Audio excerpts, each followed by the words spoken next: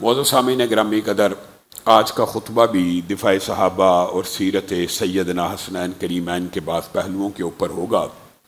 انشاءاللہ ان عنوانات کو سمیٹنے کے بعد دوبارہ سیرت النبی کے باب کی طرف بڑھیں گے، جہاں سے چھوڑا تھا انشاءاللہ وہیں سے شروع کریں گے۔ آج چند اصولی باتیں آپ کے سامنے رکھنا مطلوب اور مقصود ہے۔ اس زمین کی پشت کے اوپر، اس دھرتی کے اوپر انبیاء کے بعد سب سے مقدس، محترم، احترام کے قابل عزت، قابل فخر اور پاس شدہ یعنی امتحانات میں کامیاب شدہ جماعت اگر اس زمین کی پشت کے اوپر کوئی ہے تو وہ اصحاب رسول صلی اللہ علیہ وسلم ہے۔ انبیاء کے بعد رسول اللہ صلی اللہ علیہ وسلم نے خود فرما دیا تھا کہ یوم کتابت تقدیر کے دن اور اس سے بھی قبل زمین و آسمان کی تخلیق سے قبل، گویا یوم کتابت تقدیر ہی بنتا ہے، اللہ رب العزت نے مخلوقات میں سے سب سے افضل اور متقی دلوں کو ٹٹولا اور ان کے اوپر تاج نبوت کو رکھ دیا، اور ان میں سے جو سب سے متقی تھا، سب سے اعلیٰ تھا، سب سے افضل تھا، سب سے زیادہ اللہ رب العزت سے ڈرنے والا تھا، اس کے سر کے اوپر تاج ختم نبوت کو سجا دیا۔ یہ انبیاء کی جماعت ہے، یہ انبیاء کی کلاس ہے۔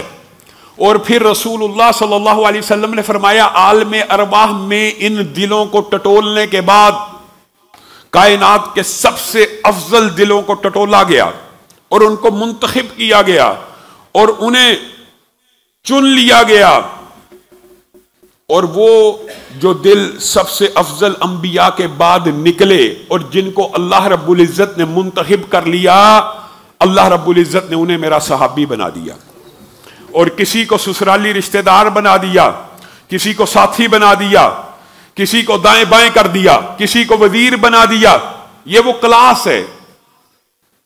اب بات بتائیے، انسان محنت کرے، دن رات عبادت کرے، انسان ولایت کے مقام پہ تو پہنچ سکتا ہے، اللہ کا دوست بن جاتا ہے، اللہ کے قریب ہو جاتا ہے، لیکن جتنی مرضی انسان محنت کر لے، کسب سے کما کے، نہ نبوت مل سکتی ہے نہ صحابیت مل سکتی ہے۔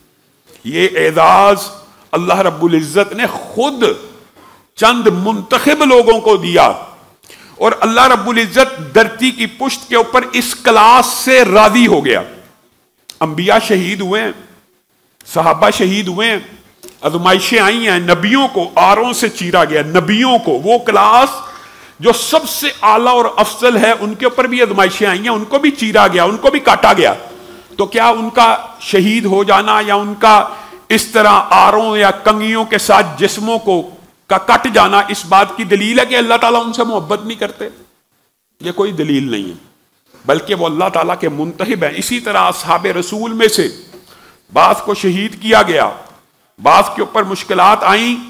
انبیاء کا ایک درجہ، اور اگر وہ درجے کا اندازہ کہیں تو انبیاء کا مقام ظاہر ہے امتیوں سے بہت بلند ہوتا ہے، اور انبیاء ان کے حوالے سے علماء کے مختلف نظریات ہیں، اور رسول اللہ صلی اللہ علیہ وسلم کے بارے میں اجماع ہے کہ معصوم عن الخطا ہیں۔ معصوم عن الخطا یہاں سے مراد یہ ہے کہ رسول اللہ صلی اللہ علیہ وسلم غلطی کرنے بھی لگیں بالفرض انسان بشریت کے تقاضے کے مطابق تو اللہ ان کو روک دیتا ہے، یہاں مراد یہ ہے۔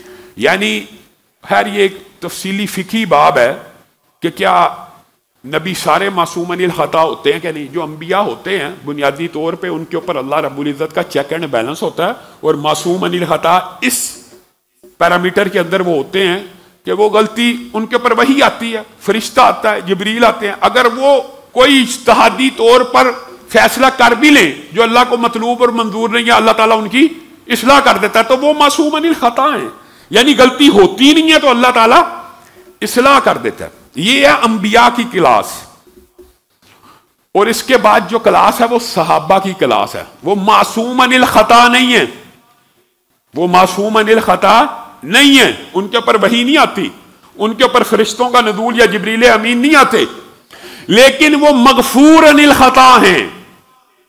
یہ دنیا کی واحد کلاس ہے انبیاء کے بعد جو مغفور عن الخطا ہے۔ کیا مطلب؟ مطلب یہ ہے کہ یہ واحد طبقہ ہے انبیاء کے بعد جن کو اس زمین کی پشت کے اوپر چلتے ہوئے اللہ رب العزت نے اپنی رضوان کا ٹائٹل عطا کیا. وہ ٹائٹل جو جنتیوں کو جنت میں چلے جانے کے بعد پتہ نہیں کتنا عرصہ گزار دینے کے بعد اللہ رب العزت پوچھیں گے جنتیوں کے سال میں، اور جنتی کہیں گے بڑے خوشحال ہیں، حوریں مل گئیں، غلمان مل گئے، لبنۃ من فضہ، ایک اینٹ چاندی کا محل ملا، ایک اینٹ سونے کا محل ملا، زمرد، یقوت، پانی، شراب، طہور، ماء، شہد. اللہ اب پوچھتے ہیں کہ سال میں تیری نعمتوں سے لطف اندوز ہو رہے ہیں، تو وہاں پہ اللہ رب العزت کہیں گے وَرِضْوَانٌ مِّنَ اللَّهِ اکبر. اے جنتیوں ابھی ایک نعمت باقی ہے. اے اللہ وہ کون سی نعمت ہے؟ وہ نعمت میری رضامندی کی نعمت ہے. آج جنتی جنت میں چلے گیا، ایک عرصہ بیت گیا، پھر اللہ رب العزت فرمائیں گے میں تم سے راضی ہو گیا. اور جس طرح کبھی تمہارے باپ آدم کو جنت سے نکالا تھا، تم میں سے کسی ایک کو، کسی آدم کے بیٹے کو اب جنت سے نہیں نکالوں گا. یہ جنتیوں کو اعزاز حاصل ہوگا کہاں پہ؟ جنت میں. لیکن ایک کلاس اللہ رب العزت نے بنائی صحابہ کی، وہ بھی جنت میں داخل نہیں ہوئے، وہ ابھی زمین کی پشت کے اوپر پھر رہے ہیں، چل رہے ہیں، آسمان سے وحی آ رہی ہے اللہ تم سے راضی ہو گیا. پہلے ہی اس دنیا کے اندر انہیں بشارت دے دی گئی. اس راضی ہونے کا مطلب کیا ہے؟ اس راضی ہونے کا مطلب یہ ہے کہ تم معصوم عن الخطا تو نہیں ہو، لیکن مغفور عن الخطا ضرور ہو. اللہ تم سے راضی ہو گیا، تمہیں چنا بھی اللہ نے، تمہیں منتخب بھی اللہ نے کیا، تمہارے دلوں کو بھی اللہ رب العزت نے ٹٹولا. اب تم میں سے وَكُلًّا وَعَدَ اللَّهُ الْحُسْنَى، اب تم میں سے کوئی ایک بھی ایسا نہیں ہوگا جس کو میں جہنم میں ڈال دوں گا. سارے کا سارا یہ طبقہ اور ساری کی ساری یہ کلاس کہاں پہ داخل ہوگی؟ جنت الفردوس میں داخل ہوگی. صرف یہ ٹائٹل نہیں دیا، بلکہ اصل میں یہ ٹائٹل بھی اگر صحابہ کو ملا تو حقیقت بات یہ ہے رسول اللہ صلی اللہ علیہ وسلم کی شان و منزلت ہے کہ رسول اللہ صلی اللہ علیہ وسلم نے فرمایا جس نے حالت ایمان میں مجھے دیکھا، حالت ایمان میں فوت ہوا، اس آنکھ کے اوپر جہنم کی آگ کو حرام کر دیا گیا. اور صحابہ کا یہ شان و مقام ہے کہ رسول اللہ صلی اللہ علیہ وسلم نے فرمایا جس نے اس آنکھ کو دیکھا، جس آنکھ نے میں محمد صلی اللہ علیہ وسلم کا نظارہ کیا، یعنی تابعین کی جماعت، اس آنکھ کے اوپر بھی جہنم کی آگ کو حرام کر دیا گیا. یہ کلاسز ہیں، یہ کلاس ہے.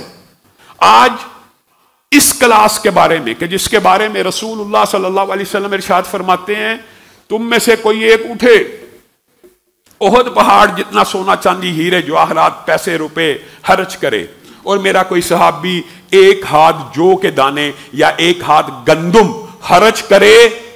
احد پہاڑ 9 کلومیٹر لمبا چوڑا، اس جتنا سونا چاندی ہیرے جواہرات پیسہ روپیہ ورق ایک بندہ خرچ کر رہا ہے، اور مقابلے میں ایک صحابی نے آدھ ہاتھ آٹا دیا ہے، تو رسول اللہ صلی اللہ علیہ وسلم نے فرمایا یہ میرے صحابی کا آدھ ہاتھ کا آٹا کل قیامت کے دن میزان میں اس احد پہاڑ کے سونے سے زیادہ قیمتی ہوگا.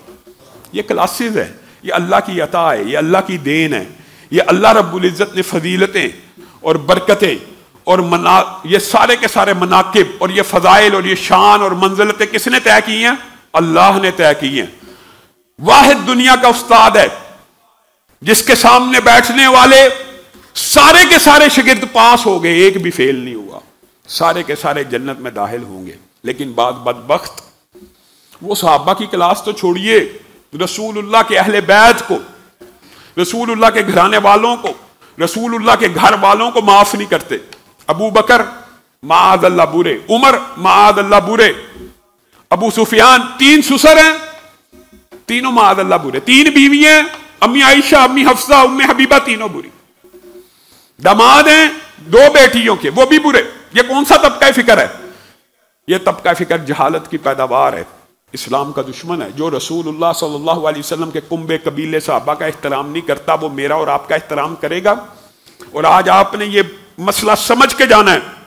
قرآن سے، حدیث سے بات کرتے ہیں. یہ صحابہ کے اوپر تبرہ بازی کی کس آڑ میں؟ ایک لفظ کے آڑ میں. اور لفظ آپ جانتے ہیں کس لفظ کی آڑ میں؟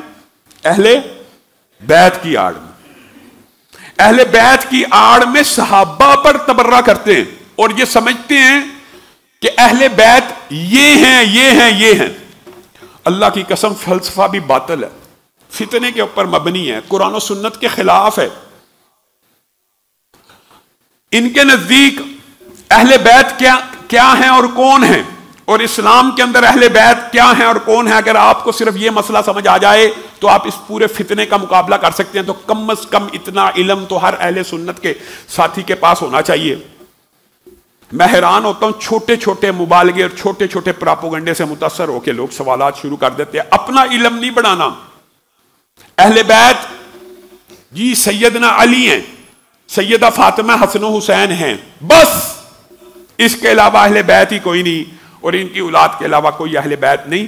حتیٰ کہ رسول اللہ صلی اللہ علیہ وسلم کی جو باقی بیٹی ہیں وہ بھی اہل بیت نہیں. آئیے قرآن پاک کا مطالعہ کریں. قرآن پاک میں سورۃ ہود ہے، 11 نمبر سورت ہے، 12 نمبر سپارہ ہے، 73 نمبر آیت ہے. ایک آیت تو یاد کر لیں اور ایک آیت کا جا کے مطالعہ تو کر لیں.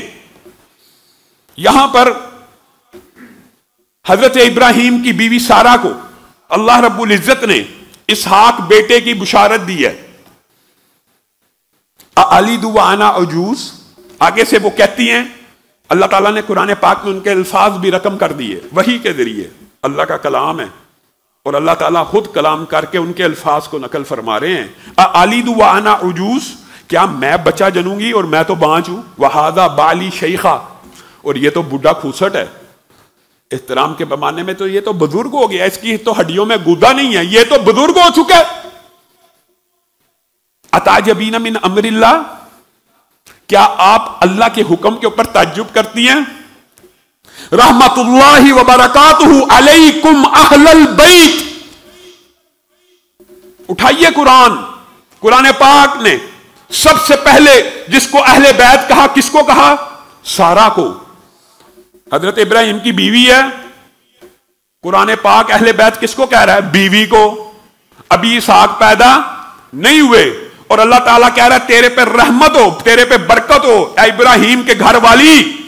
اور یہ عمومی کنسپٹ، عموم کے ترجمے کے مطابق اہل بیت، یہ عربی کا لفظ ہے تو شاید ہم نے سمجھا کہ یہ کوئی ایک خاص اور اس کے اندر بیوی شامل نہیں ہے. کتنا بڑا دھوکہ اور مغالطہ. رحمت اللہ وبرکاتہ علیکم اہل البیت. اللہ کہہ رہا ہے سارہ کو کہ آپ گھر والی ہیں، آپ اہل بیت میں سے ہیں ابراہیم کے. اور یہ کہتے ہیں بیویاں اہل بیت میں شامل ہی نہیں. اب ایک بات بتائیں، اردو محاورے میں اگر بندہ کہ میری گھر والی، تو کیا اس کے اندر بیوی شامل نہیں ہے؟ میری گھر والی کی ترجمے میں صرف بیٹی شامل ہے کہ بیوی بھی شامل ہے؟ میرے گھر والے، اگر یہ جمع کا صیغہ بولا جائے تو کیا اس میں صرف اور صرف بیٹے شامل ہیں، بیٹیاں شامل نہیں ہیں؟ یہ بات یاد رکھیے، ایک قلیہ، ایک قاعدہ، کہ گھر والی سے مراد ہمیشہ بیوی ہوتی ہے. لیکن عربی میں اگر اس کی ٹرانسلیشن اہل بیت کیا جائے تو وہاں پہ صرف بیوی نہیں ہوتی، وہاں پہ صرف چند بچے جو آپ کی مرضی کے ہیں بس، اور باقی کوئی نہیں. قرآن کے خلاف. ایک دلیل سورۃ ہود کی 11ویں سورت ہے، 12واں پارہ 73 نمبر آیت ہے. اور دوسری دلیل نبی کی ساری بیویاں اہل بیت ہیں، اور اس کی دلیل سورۃ احزاب 22واں پارہ شروع ہونے سے پہلے اگر آپ آخری رکوع میں جائیں گے 21ویں پارے پہ، تو اللہ رب العزت کن کو خطاب کر رہے ہیں؟ آپ اگر صرف یہ دو دلیلیں، اہل بیت کون، حقیقی اہل بیت کون، یہ بات، یہ جو لفظ حقیقی ہے اس کی میں ٹرانسلیشن اور تشریح بعد میں کروں گا. حقیقی اہل بیت کون ہوتے ہیں؟ اللہ رب العزت ارشاد فرماتے ہیں یا ایھا النبی قل لازواجک. یہاں پہ اللہ رب العزت نے رسول اللہ کو کہا، اپنی بیویوں کو کہیے، اور احکامات اللہ رب العزت نے نازل کیے ان کے بارے میں. اگلے صفحے پہ آئیے. سارے کا سارا جو رکوع ہے، پورے کا پورا رکوع رسول اللہ کی بیویوں سے خطاب ہے. جائیے سورۃ احزاب کو اٹھائیے، ترجمہ پڑھیں گے تو پتہ چلے گا نا. اب 22ویں پارے میں پھر کسی کے ذہن میں کوئی اشکال نہ رہے، یا نساء النبی، پھر رسول اللہ کی بیویوں کو خطاب کیا. پہلے کلی ازواجک کہہ کے، پھر رسول اللہ کی بیویوں کا مخاطب ہو کے پھر کیا کہا؟ وَقَرْنَ فِي بُيُوتِكُنَّ وَلَا تَبَرَّجْنَ تَبَرُّجَ الْجَاهِلِيَّةِ الْأُولَى. یہ احکامات نازل ہوئے اور پھر کہا وَأَقِمْنَا الصَّلَاةَ وَآتِينَا الزَّكَاةَ وَأَطِعْنَا اللَّهَ وَرَسُولَهُ. یہاں پہ خطاب کس سے ہو رہا ہے؟ بیویوں سے ہو رہا ہے. اور اسی آیت کا اگلا ٹکڑا ہے جو باعث نزاع اور باعث اختلاف بنا دیتے ہیں. انما یرید اللہ لیذہب عنکم الرجس اہل البیت ویطہرکم تطہیرا. کس سے خطاب کر رہے ہیں اللہ؟ بیویوں سے. اور بیویوں کو خطاب کرتے کرتے کیا کہتے ہیں؟ انما یرید اللہ لیذہب عنکم الرجس اہل البیت. یہاں پہ بھی اللہ تعالیٰ نے اہل بیت کس کو کہا؟ بیویوں کو کہا. اور کسی کے ذہن میں یہ اشکال آ سکتا ہے کہ یہ آیت کا جو آدھا ٹکڑا ہے یہاں پہ مضمون مکمل ہو گیا اور اگلے ٹکڑے میں صرف علی، فاطمہ، حسن و حسین کو مخاطب کیا، تو یہ بھی قرآن کے اسلوب کے خلاف ہے. صرف آپ ترجمے سے سمجھ لیں گے کہ یہ آیت ختم ہونے کے بعد اللہ رب العزت نے پھر کہا وَاذْكُرْنَ مَا يُتْلَى فِي بُيُوتِكُنَّ. پہلے یہ کہا کہ اللہ تعالیٰ آپ سے رجس کو دور کرنا چاہتا ہے، نبی کی بیویوں اہل بیت ان کو کہہ کے. اور پھر کہا اپنے گھروں میں جو قرآن پڑھا جاتا ہے، جو ذکر پڑھا جاتا ہے، جو حدیث کی تلاوت ہوتی ہے، تو ان کی بھی تلاوت کیا کیجیے، ان کو بھی یاد کیا کیجیے. کیونکہ ماں عائشہ کے ذمے تھا، ام سلمہ کے ذمے تھا احادیث کو آگے امت تک پہنچانا. تو اللہ رب العزت ان کو اس بات کا بھی حکم دے رہے ہیں. کن سے مخاطب ہے اللہ رب العزت؟ سارے کا سارا اس رکوع میں ازواج مطہرات سے. ہاں اب آئیے اس حدیث، اس قرآن کی آیت کی تشریح میں ایک حدیث بھی موجود ہے. قرآن کی اصل آیت نازل ہوئی ہے ازواج مطہرات کے لیے. اور کسی کے ذہن میں یہ اشکال نہ رہ جائے کہ صرف ازواج مطہرات اہل بیت ہیں. رسول اللہ صلی اللہ علیہ وسلم نے اسی آیت کی تلاوت فرمائی دوبارہ. علی کو، فاطمہ کو، حسن و حسین کو چادر میں لے کر پھر اسی آیت کی تلاوت فرمائی. گویا رسول اللہ صلی اللہ علیہ وسلم نے علی کو، فاطمہ کو اور حسنین کریمین کو دوبارہ اہل بیت میں شامل کیا. یہ جو جملہ ہے نا، یہ سمجھنے کی ضرورت ہے. حقیقی اہل بیت تو گھر والیاں تھیں. کیا ایمانداری سے بتائیے، کیا دماد اہل بیت ہوتا ہے؟ دماد اہل بیت ہوتا ہے؟ نہیں ہوتا. لیکن رسول اللہ صلی اللہ علیہ وسلم نے انہیں یہ اعزاز بخشنا تھا کہ علی کا یہ مقام و مرتبہ ہے کہ یہ بھی اہل بیت میں شامل ہے، علی بھی اہل بیت میں شامل ہے. تو علی کو، فاطمہ کو، حسنین کریمین کو یہ اعزاز بخشا ایک چادر میں لا کے. ورنہ عربوں کا معمول کیا تھا کہ بیٹیاں اور داماد اہل بیت میں شامل نہیں ہوتے. تو ان کو چادر میں ڈالا کہ کوئی کسی مغالطے میں نہ رہے کہ یہ بھی اہل بیت ہیں، اور تو نے یہ سمجھا یہ ہی اہل بیت ہیں. یہ بھی اہل بیت ہونے میں اور یہ ہی اہل بیت ہونے میں بڑا فرق ہے. وہاں پہ حصر ہے. اگر آپ اس حدیث سے یہ ترجمہ لیتے ہیں کہ صرف یہی اہل بیت ہیں تو یہ قرآن کے خلاف ہے. کیونکہ قرآن تو ازواج مطہرات کو اہل بیت کہتا ہے. وہ بھی اہل بیت ہیں. تو سر آنکھوں میں کوئی اہل سنت کا فرد ایسا بتلا دیجئے جو سیدنا علی کو اہل بیت نہیں مانتا. کوئی ایک. رسول اللہ نے کہہ دیا. اہل سنت کا تو اجماع ہے کہ سلمان فارسی بھی اہل بیت میں سے.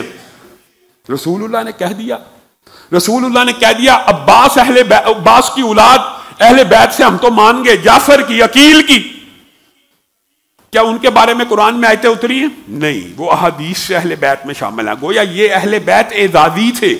ان کو رسول اللہ صلی اللہ علیہ وسلم نے اعزازن، اور پھر وہی بھی ہوتی ہے یہ رسول اللہ کی حدیث، ان کو اہل بیت میں شامل کیا گیا. اس سے مراد، اس کی ایک مثال میں آپ کو دیتا ہوں، بڑی عام فہم ہے.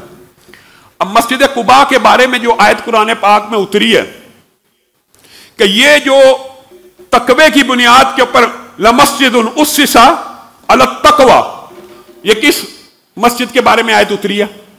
مسجد قباء کے بارے میں. لیکن صحیح مسلم کی حدیث میں رسول اللہ صلی اللہ علیہ وآلہ وسلم نے جب یہ آیت تلاوت کی تو کہا اس سے مراد مسجد النبوی بھی ہے. اب ایک بندہ اٹھے اور کہے یہ قرآن پاک کی جو آیت ہے یہ ہے ہی صرف مسجد النبوی کے بارے میں. بات سمجھ آ رہی ہے؟ اتری مسجد قباء کے بارے میں. رسول اللہ نے اس آیت کا مصداق مسجد النبوی کو بھی دے دیا کہ وہ بھی تقوی کی بنیاد کے اوپر قائم ہوئی تھی. گویا رسول اللہ صلی اللہ علیہ وسلم نے اس آیت کے اترنے کے عرصے کے بعد مسجد النبوی کو بھی کہا یہ بھی تقوی کی بنیاد پہ قائم ہوئی ہے. اس آیت کا مصداق یہ مسجد بھی ہے. اسی طرح یہ آیت اہل بیت کی اتری رسول اللہ کی بیویوں کے حق میں، اور بعد میں رسول اللہ صلی اللہ علیہ وسلم نے چادر کے اندر علی، حسن، حسین، فاطمہ کو شامل کیا اور لوگوں کے نظر سے یہ مغالطہ ختم کر دیا. عرب کلچر کے اوپر کلہاڑی کو لگایا کہ آج محمد صلی اللہ علیہ وسلم اپنے داماد کو بھی اور اپنی بیٹی کو بھی اپنے اہل بیت میں شامل فرماتے ہیں. یہ بات آپ نے کہا نہیں جی صرف اہل بیت آئی ہے، معاذ اللہ. اور آپ نے کیا کچھ نہیں کیا صحابہ کے بارے میں. آپ نے یہاں تک کہہ دیا کہ رسول اللہ صلی اللہ علیہ وسلم دنیا سے چلے گئے تھے، معاذ اللہ سب کا ایمان ختم ہو گیا تھا. میں تو وہ الفاظ ہی نہیں کہہ سکتا، نرم الفاظ میں کہہ رہا ہوں. آپ کے الفاظ سنگین ہے کہ سارے بے ایمان، معاذ اللہ مرتد تک کے لفظ آپ کہتے ہیں کہ سب کا ایمان ختم ہو گیا تھا سوائے 4 کے. ان 4 میں بھی پھر علی، حسن، حسین یاد نہیں رہے. بس جب جھوٹ بولنا ہو تو سلمان فارسی مقداد کے بارے میں یہ حدیث انہوں نے گڑھی کہ رسول اللہ کے بعد سارے ہی صحابہ معاذ اللہ. اور یہ بات بھی یاد رکھیے فَإِنْ آمَنُوا بِمِثْلِ مَا آمَنْتُمْ بِهِ فَقَدْ اهْتَدَوْا. صحابہ کا ایمان معیار حق ہے، معیار ہے. اگر صحابہ جیسا ایمان لے کے آؤ گے، اور وہ ایمان معیار کیا ہے کہ رسول اللہ صلی اللہ علیہ وسلم ہمیں اپنے ماں باپ اور اپنی جان سے زیادہ محبوب ہیں، یہ ایمان لے کے آؤ اور اس طرح ایمان لے کے آؤ جس طرح صحابہ لے کے آئے تو تمہارا ایمان قبول ہوگا. ورنہ اگر تم صحابہ کے بارے میں ہردہ سرائی کرو گے تو اس کے بارے میں سورت بقرہ شروع ہی میں قرآن کے ابتدا میں صحابہ کے مقام و مرتبے کو کھول کے واضح کیا، اور اللہ رب العزت نے ایک سنت کا اجرا فرمایا. اللہ رب العزت نے وَإِذَا قِيلَ لَهُمْ آمِنُوا كَمَا آمَنَ النَّاسُ قَالُوا أَنُؤْمِنُ كَمَا آمَنَ السُّفَهَاءُ أَلَا إِنَّهُمْ هُمُ السُّفَهَاءُ. جن لوگوں نے کہا کہ صحابہ بے وقوف ہیں، اگر کوئی بدبخت آج کسی صحابی کے بارے میں کوئی جملہ کہے تو اللہ کی سنت ہے وہ جملہ اس کے اوپر پلٹا دیا جائے، کیونکہ اللہ رب العزت نے کلام حمید میں صحابہ کو بیوقوف کہنے والوں کو کہا الا انہم ہم السفہاء. وہی سب سے بڑے بیوقوف ہیں جو رسول اللہ کے صحابہ کو بیوقوف کہتے ہیں. وَإِذَا لَقُوا الَّذِينَ آمَنُوا قَالُوا آمَنَّا وَإِذَا خَلَوْا إِلَىٰ شَيَاطِينِهِمْ قَالُوا إِنَّا مَعَكُمْ إِنَّمَا نَحْنُ مُسْتَهْزِئُونَ. اللہ یستہزئ بہم. جنہوں نے کہا ہم صحابہ کا ٹھٹھا اڑاتے ہیں، اللہ نے کہا تم صحابہ کا ٹھٹھا نہیں اڑاتے، اللہ یستہزئ بہم، اللہ تمہارا ٹھٹھا اڑاتا ہے اور کل قیامت کے دن تمہارا ٹھٹھا اڑائے گا. اللہ سے ڈر جاؤ. صحابہ کے بارے میں اپنی زبانوں کو لگام دو. جس نے کسی میرے ایک صحابی کے بارے میں برا کہا اس کے اوپر فرشتوں کی، رسولوں کی، زمین و آسمان کے مخلوقات کی لعنت ہو. اللہ اللہ اللہ اللہ کا واسطہ دے رہے ہیں رسول اللہ میرے صحابہ کے بارے میں کوئی جملہ نہ کہنا. اسی لیے حضرت عمر نے اپنے بیٹے کو پکڑ لیا. مقداد کے بارے میں لفظ ایک نکل گیا، حضرت مقداد، اور بیٹا یہ جو تھا صحابی نہیں تھا. جب صحابہ ایک کلاس ہے آپس میں انسانی معاملات کے تحت ایک دوسرے کے ساتھ معاملات ہونا، یہ کوئی چمبے کی بات. حضرت عباس، حضرت علی کے مکالمات آپ کو پتہ ہے کیسے موجود ہیں مختلف صحابہ کے. لیکن حضرت عمر نے دیکھا میرا بیٹا جو ہے صحابی نہیں ہے اور مقداد کے بارے میں جرت کر رہا ہے، کیونکہ مقداد کے بارے میں چند صحابہ گفتگو کر رہے ہیں، تو ان کا بیٹا جو صحابی نہیں ہے اس نے بھی لقمہ دے دیا اور ان کے بارے میں ایک جملہ کہہ دیا. حضرت عمر کے تیور بدل گئے. کہا چھری کو لاؤ، لوہا گرم کر کے لاؤ، اللہ کی قسم میں اس کی زبان کو کاٹ ڈالوں گا کہ اس نے صحابی رسول کے بارے میں جملہ کیوں کہا. وہ تو صحابہ تھے آپس میں بات چیت کر رہے تھے، یہ تو صحابی نہیں ہے. بات سمجھ آئی؟ جو ایک سپیریئر کلاس ہے اس کلاس کے بارے میں نچلی کلاس کا بندہ گفتگو کر سکتا ہے؟ نہیں کر سکتا. اس کی زبان کو کاٹ ڈالا جائے. تو صحابہ حضرت مقداد ہی ترلے کرنا شروع ہو گیا حضرت عمر کے کہ یہ آپ کیا رواج ڈالنے لگے ہیں. اگر اس طرح کا آپ نے رواج ڈال دیا تو لوگ تو قتل کرنا شروع ہو جائیں گے. اور حضرت ابو بکر کے بارے میں جب یہ بات ہوئی کہ اس نے آپ کی توہین کی ہے اس کو قتل کر دیں گے، حضرت ابو بکر نے کہا خبردار، دنیا میں زمین کی پشت کے اوپر اگر کسی کو یہ اعزاز حاصل ہے کہ اس کی توہین کے اوپر قتل کیا جائے گا تو وہ سید ولد آدم حضرت محمد الرسول اللہ صلی اللہ علیہ وآلہ وسلم ہے. بس کہا پھر کیا کیا جائے؟ ہاں پھر صحابہ کا اجماعی عقیدہ ہے، اہل سنت کا اجماعی عقیدہ ہے من سبا نبیًا فقتلوہ، اور من سبا اصحاب، اور جس نے رسول اللہ کے اصحاب کو گالی دی اس کو فجلدو، اس کو کوڑے لگیں گے، اس کو قید میں ڈالا جائے گا، اس کو تنبیہ کی جائے گی، اس کو سزا دی جائے گی، اس کو پنشمنٹ دی جائے گی۔ رسول اللہ کو گالی نکالنے والے کو قتل کیا جائے گا اسلامی شریعت میں، اسلامی قانون کے اندر حاکم وقت، اور رسول اللہ کے اصحاب کی توہین کرنے والے کو کوڑے لگائے جائیں گے، جیل میں ڈالا جائے گا۔ لیکن ہماری زبانیں دراز ہیں، ہم ان نفوس قدسیہ کی آڑ لیتے ہوئے اصحاب کے اوپر تبرہ کرتے ہیں۔ اور یہ نفوس قدسیہ کتنے عظیم ہیں۔ حسن اور حسین آ رہے ہیں، رسول اللہ خطبہ دے رہے ہیں ممبر کے اوپر، بعض روایات میں بیٹھے ہوئے اور بعض میں ممبر میں خطبہ دے رہے ہیں۔ وہ چلتے ہوئے آ رہے ہیں، سرخ رنگ کا جوڑا پہنا ہوا ہے، بچے آپ کو پتا تیزی سے آئیں لڑکھڑا جاتے ہیں، وہ لڑکھڑا گئے، رسول اللہ ممبر سے اتر آئے۔ وہ رسول اللہ صلی اللہ علیہ وسلم اتنا ان سے پیار کرتے ہیں کہ ان کا بیٹا اگر لڑکھڑا جائے ممبر سے اتر کے دوڑ کے پکڑتے ہیں اور کہتے ہیں بے شک مال اور اولاد میں اللہ تعالیٰ نے فتنہ رکھا ہے، اہم ذمہ داری چھوڑ کر اتر کر ان کو، وہ جن کے قدم لڑکھڑا جائیں، رسول اللہ بے چین ہو جائیں، ان عظیم ہستیوں کی گردنوں کے اوپر تلواریں چلا دینے والے ظالم جابر، ان کو شرم آنی چاہیے۔ کون سے گلے ہیں، کون سے عظیم الشان مقامات ہیں۔ حضرت ابو ہریرہ رسول اللہ صلی اللہ علیہ وسلم سے متعدد حدیثیں وہ روایت کرتے ہیں کہ رسول اللہ حسن و حسین کو چوما کرتے تھے، رسول اللہ حسن و حسین سے پیار کیا کرتے تھے، رسول اللہ صلی اللہ علیہ وسلم حسن و حسین کے ہونٹوں کے اوپر بوسہ دیا کرتے تھے، گردن کے اوپر بوسہ دیا کرتے تھے، اور پھر جو بات کہی انتہا کر دی محبت کی، کہا رسول اللہ صلی اللہ علیہ وسلم حسن و حسین کو سونگا کرتے تھے۔ محبت کا یہ انداز کہ رسول اللہ کہہ رہے ہیں یہ جنت کے پھول ہیں، میں ان کو سونگتا ہوں، مجھے ان سے جنت کی خوشبو آتی ہے۔ وہ عظیم گلے، وہ عظیم جسم، ان کو نیزوں اور تلواروں سے کاٹا جائے تو اس سے بڑا شقی القلب اور بدبخت بھی کوئی نہیں۔ رسول اللہ صلی اللہ علیہ وسلم نے فرمایا یہ جنت کے سرداروں میں سے سردار ہے، جنت میں جتنے نوجوان جوانی کی عالم میں فوت ہوئے یا شہید ہوئے جنت میں داخل ہوں گے، یہ حسن و حسین ان کے سردار ہوں گے۔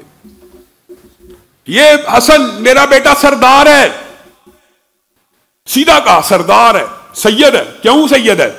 ہاں بعض چیزیں رسول اللہ کو وحی کے تحت بھی بتلائی گئی، اس لیے سید اور سردار ہے کہ اس کے ذریعے اللہ رب العزت مسلمانوں کے دو عظیم گروہوں کے مابین صلح کروا دے گا، یہ قربانی دے گا، یہ میرا بیٹا سردار ہے، یہ اس کا ظرف ہوگا، یہ اس کا مقام و مرتبہ ہوگا کہ امت کے اندر سے اختلاف اور فتنہ ختم کرنے کے لیے جو کئی سالوں سے جاری ہے، یہ میرا بیٹا سردار ہوگا، قربانی دے گا، اور مسلمانوں کے دو عظیم گروہوں کے مابین صلح کروا دے گا۔ اور حسن کو اس حدیث کا بھی پتا تھا، جب مسلمانوں کی تلواریں ایک مرتبہ پھر سیدنا عثمان کے قصاص کی جنگوں کے بعد بے نیام ہونے لگی تو حسن نے کہا معاویہ کو آگے ہاتھ بڑھائیے آگے ہاتھ۔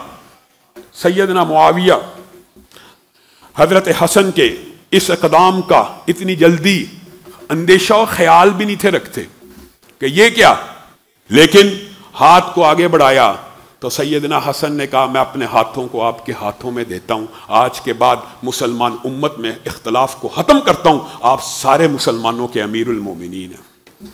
اتنی بڑی قربانی، اتنا بڑا اثار، اسی لیے رسول، اور کیسی بات ہے جس سے حسن نے صلح کر لی۔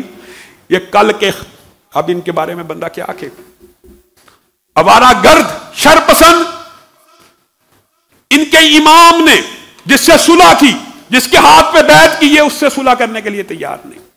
علی نے جس کے پیچھے نمازیں پڑھی، ابو بکر و عمر و عثمان جن کے وزیر اعظم رہے، جن کی بیعت کی، یہ آج بھی ان کی بیعت نہیں کرتے، وہ کہتے ہیں ہمیں علی سے بڑی محبت ہے، ہمیں حسن، اپنے اماموں کی بھی نہیں مانتے، اپنے اماموں کی بھی نہیں مانتے۔ حسین کا ذکر کرتے ہیں، حسن کا ذکر نہیں کرتے کہ حسن نے سیدنا امیر معاویہ سے صلح کر کے امت کے اندر ایک بہت بڑے اختلاف کو ختم کر دیا تھا، اور امت ایک پیج پہ اکٹھی ہوئی، اور اس کے اثرات آپ حیران رہ جائیں گے کہ سیدنا امیر معاویہ اور بنو امیہ کے دور میں جتنی فتوحات اسلام میں ہوئی ہیں، آج 1400 برس بیت گئے ہیں، ان فتوحات میں 1 ملی میٹر اور سینٹی میٹر کا اضافہ نہیں ہوا، کمی ہوئی ہے۔ اسلامی ریاست اپنے عروج کو پہنچی اس بیٹے کی قربانی کی وجہ سے۔ اور وہ بدبخت جہلم کا، وہ کہتا ہے عمار کو فی باغیہ قتل کرے گا جو جہنم کی طرف بلاتا ہوگا۔ حسن کو نہیں تھا پتا کہ سیدنا معاویہ جہنم کی طرف بلانے والے ہیں، امی عائشہ اور طلحہ زبیر جہنم کی طرف بلانے والے تھے۔ بدبخت خارجیوں کے بارے میں جو حدیثیں ہیں وہ سیدنا معاویہ، امی عائشہ، طلحہ زبیر پہ منطبق کر کے رافضیوں کی سہولت کاری کا فریضہ سر انجام دیتا ہے اور عوام کو وسوسے ڈالتا ہے۔ اور جہاں تک بات اہل بیت کی تو اس کی بخاری شریف اور حدیث کے اندر بھی دلیلیں موجود ہیں۔ رسول اللہ صلی اللہ علیہ وسلم اپنے گھر آئے اور کیا کہا؟ السلام علیکم یا اہل البیت۔ بتائیے گھر میں کون تھا؟ صرف بیویاں تھیں۔ اور پھر کہا کیف انتم یا اہل البیت، اے میرے گھر والیوں کیسی ہو؟ اہل بیت کس کو کہا؟ بیویوں کو۔ حتیٰ کہ حضرت عائشہ کے جو واقعات میں جب ان کے اوپر تہمت لگی تو رسول اللہ صلی اللہ علیہ وسلم نے کیا جملہ بولا تھا؟ کون ہے جو میرے اہل بیت کے بارے میں جس نے زبان درازی کی ہے؟ امی عائشہ خود کیا کہتی ہیں جب صدقے کا مال پیش کیا گیا کہ اہل بیت کو اور آل محمد کو صدقہ نہیں لگتا۔ امی عائشہ کو پیش کیا جا رہا تھا کہ فاطمہ اور علی کو پیش کیا جا رہا تھا رضی اللہ عنہ۔ امی عائشہ کو گویا ازواج مطہرات حقیقی اہل بیت ہیں، اور سیدنا علی کو، سیدہ فاطمہ کو، حسنین کریمین کو بھی وحی کے تحت اہل بیت میں رسول اللہ نے شامل کیا۔ ہم مانتے ہیں، کوئی اہل سنت کا بندہ ایسا نہیں جو نہیں مانتا، لیکن آپ امہات المومنین کو نہیں مانتے۔ ایک شخص نے امی عائشہ کو کہا کہ فلاں شخص آپ کو ماں نہیں مانتا۔ کہا یہ تو اللہ نے بھی کہا ہے کہ مجھے ماں صرف مومن مانیں گے، امہات المومنین۔ اللہ نے بھی یہی کہا کہ یہ مومنوں کی مائیں ہیں۔ کوئی بدبخت بے ایمان ازواج مطہرات کو اگر ماں نہیں مانتا تو اس کا ایمان آپ خود فیصلہ کر لیجئے کیسا۔ یعنی حیران کن بات یہ ہے کہ آپ کی اپنی کتابوں میں لکھا ہوا ہے کہ رسول اللہ صلی اللہ علیہ وسلم نے ارشاد فرمایا جو گریبانوں کو چاک کرے، جو گلے کے اوپر، گالوں کے اوپر تھپڑ مارے، جو گالوں کو پیٹے، جو رخساروں کو مارے، وہ ہماری امت میں سے نہیں ہے۔ آپ نے لکھا، آپ کی حدیث کی کتابوں میں بھی یہ حدیث موجود ہے۔ تو یہ معاملات کیوں گڑے گے؟ کس لیے گڑے گے؟ خود رسول اللہ صلی اللہ علیہ وسلم تو ہم بیان کرتے ہیں پیار، حسنین کریمین سے ایسا پیار ہے۔ رسول اللہ صلی اللہ علیہ وسلم نے بچوں کے ساتھ پیار کیا، وہ واقعات آپ کے سامنے رکھے ہیں۔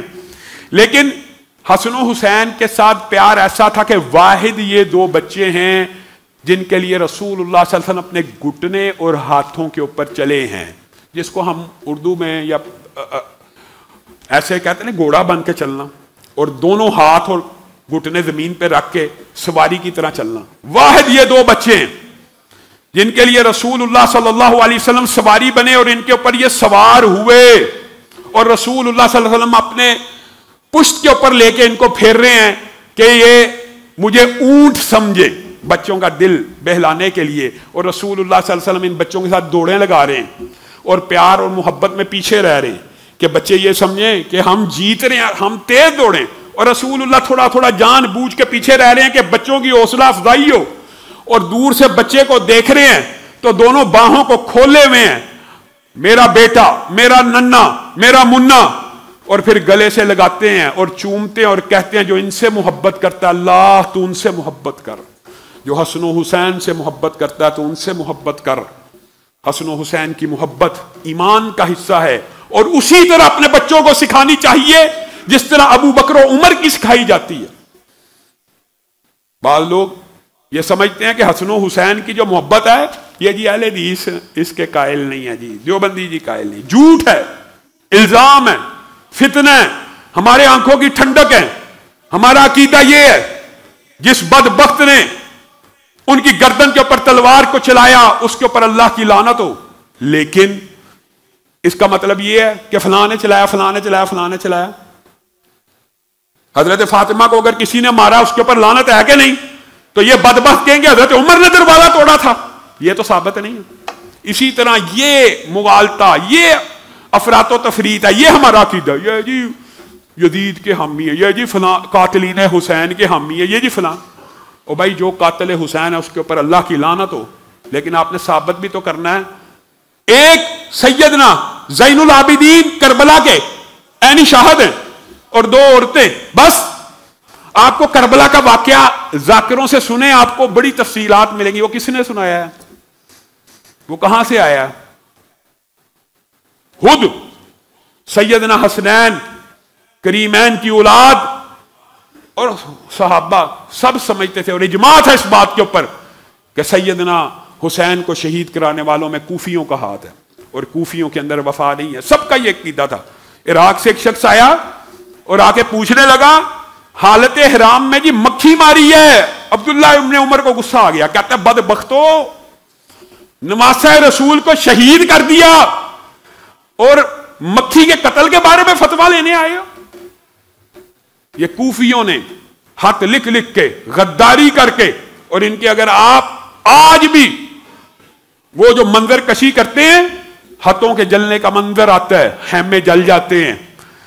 جب حاکموں کو پتہ لگا کہ ہاتھ لکھے گئے ہیں، ہاتھ برآمد کرنے آئے، انہوں نے ہاتھوں کو آگ لگا دی اور خود سیدنا حسین کو شہید کر کے ان کا سر مبارک پیش کیا کہ یہ لیں جی ہم غدار نہیں ہیں، ہم باغی نہیں ہیں.